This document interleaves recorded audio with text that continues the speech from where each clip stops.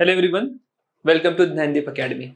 So this is our daily answer writing program for geography option. तर रोज एक आपण question discuss करतो आणि आयडेंटिफाय करतो की युपीएससीच्या एक्सपेक्टेशन्स काय आहे, तुम्ही उत्तरं कशी लिहावी. काही बारीक सारीक गोष्टी असतील, खूप टिप्स बिट्स असतात जे तुमच्या उत्तरामध्ये आले पाहिजेत, रिफ्लेक्ट झाले पाहिजेत, then only you will get good marks.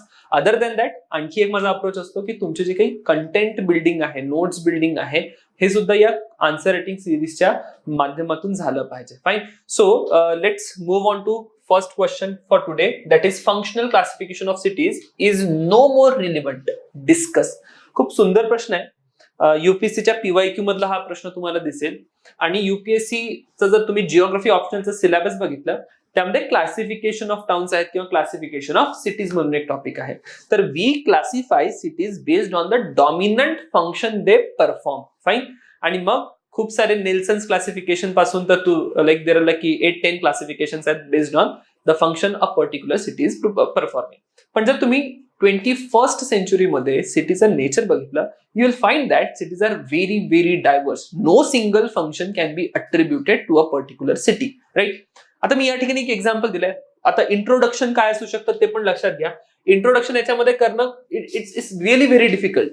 Can you define functional classification? You cannot define functional classification. ठीक आहे. याच्यामध्ये तुम्ही जर फंक्शनल क्लासिफिकेशन काय डिफाईन करताय, खूप बेसिक कडे तुम्ही घेऊन चाललाय आणि आपण पहिलेच एक रूल सेट केलाय की एकदम बेसिक गोष्टी इंट्रोडक्शन मध्ये लिहायच्याच नाही.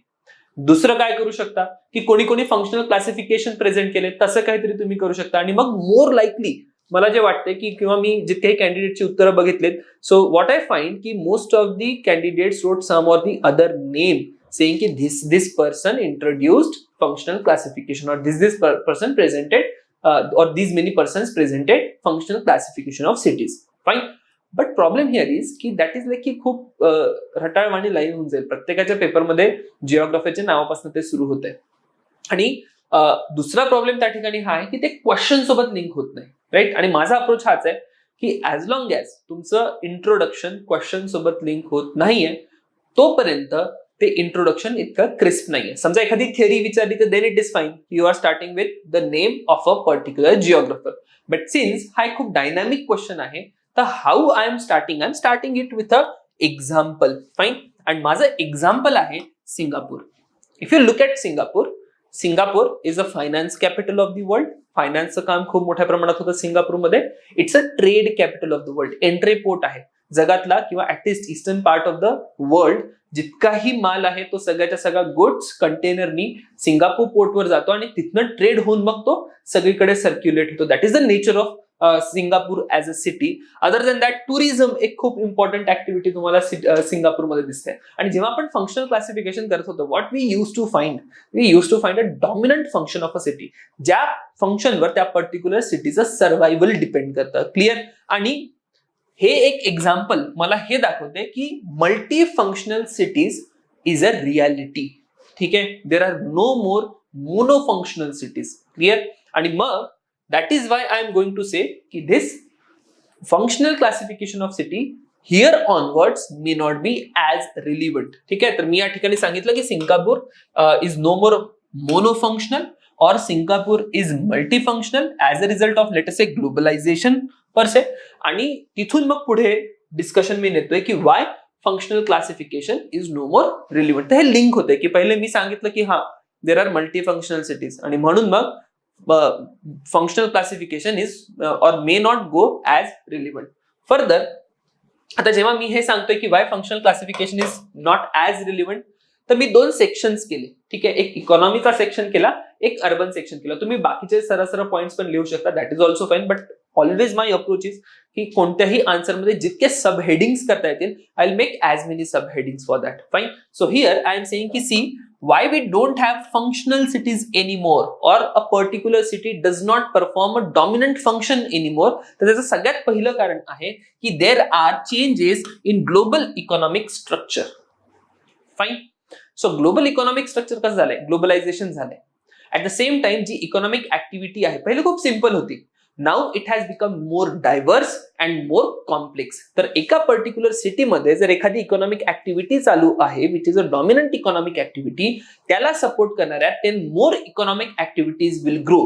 which may or may not be same as that of the original economic activity. आणि हे जे काही डायव्हर्सिफिकेशन अँड कॉम्प्लिकेशन्स या इकॉनॉमिक ऍक्टिव्हिटीज मध्ये आपल्याला दिसतात, as a result of that you will have people working in different sectors in a particular given city. So that is the fundamental reason की आपल्याजवळ कोणतंच एक मोनोफंक्शनल टाउनशिप किंवा मोनोफंक्शनल सेटलमेंट और मोनोफंक्शनल सिटी दिसत नाही. क्लिअर? सर्व्हिस सेक्टर खूप जास्त बूम झालेलं आहे.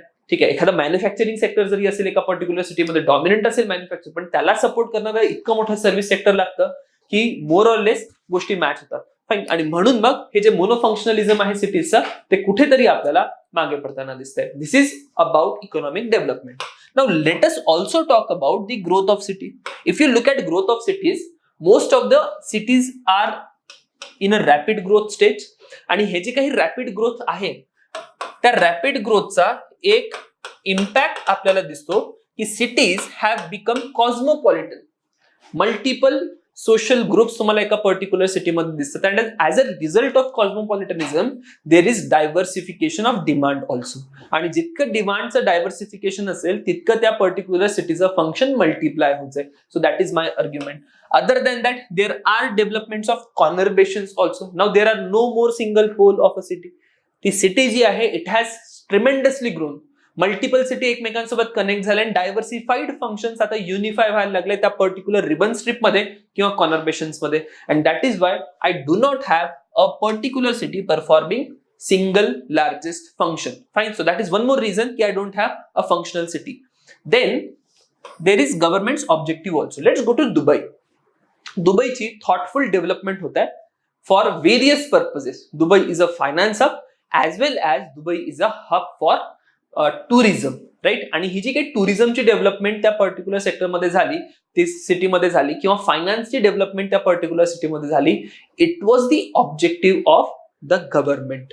राईट. आणि खूप साऱ्या गव्हर्नमेंट्स अक्रॉस दी ग्लोब त्यांच्या सिटीज डेव्हलप करताना they are making sure that cities become as much diversified as possible in terms of economic activity. Fundamental reason आहे.